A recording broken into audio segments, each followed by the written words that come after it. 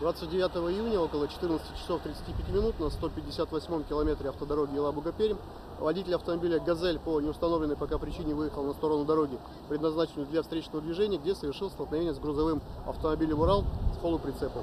После чего грузовой автомобиль УРАЛ в результате полученных технических повреждений также выехал на встречную полосу и столкнулся с автомобилем ГАЗель. В результате данного происшествия на месте скончались 3 человека. Это водитель и пассажир автомобиля ГАЗель, а также водитель второго автомобиля ГАЗель. И 1 человек получил травму, был госпитализирован в медицинское учреждение. Причины и условия совершения ДТП установлены.